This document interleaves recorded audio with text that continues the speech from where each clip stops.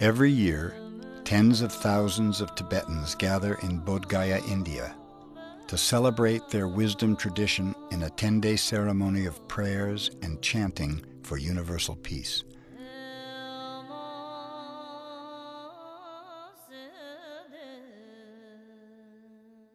This is the World Peace Ceremony, which takes place at the most sacred site in the Buddhist world, where the Buddha reached enlightenment more than 2,500 years ago. Here, thousands of copies of traditional Tibetan texts are distributed to schools and individuals, to monks, nuns, and lay practitioners from all over the Himalayan region.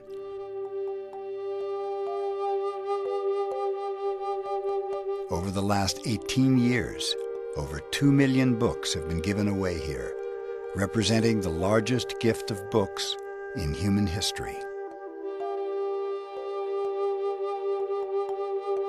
Milam sono tinglam te maze japche tatang ne moje kajin dang bi malam de ke chiksin la dang peja khorang da tinang thoye de ge ta tinang tolbo zo chawa singna ya shok tang ne de peja tona ma le yong do.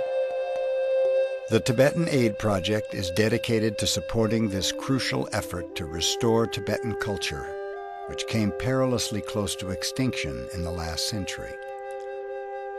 The living wisdom traditions of Tibet have developed as unbroken streams of practice and realization, passing from teacher to student for more than a millennium. Making the sacred texts available today is essential to this ongoing transmission.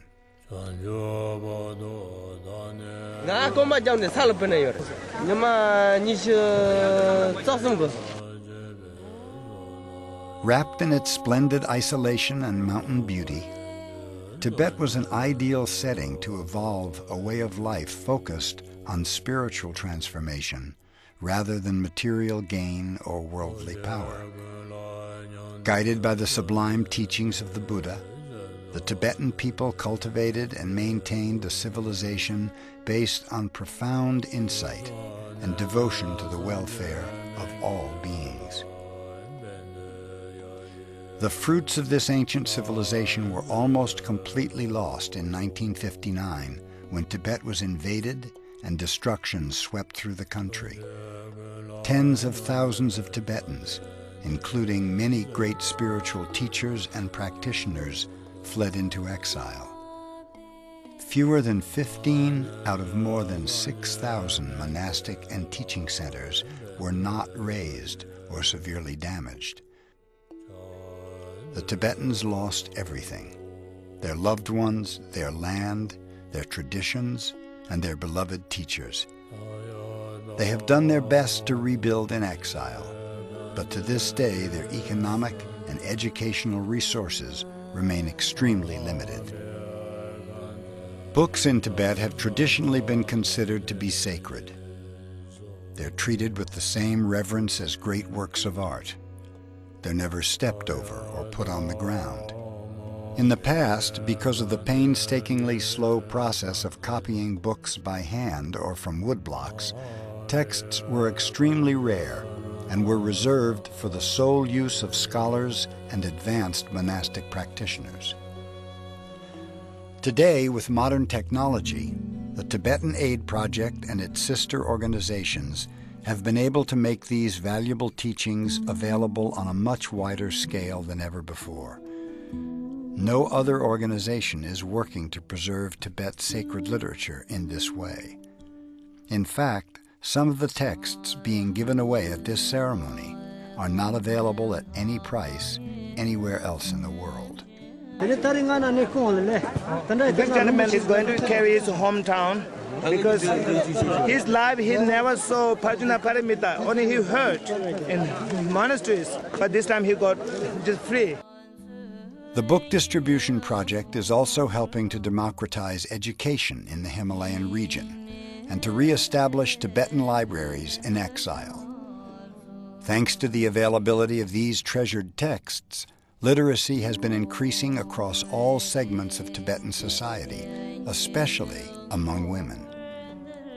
Traditionally, Tibetan nuns were limited to non-scholastic activities such as prayers and chanting.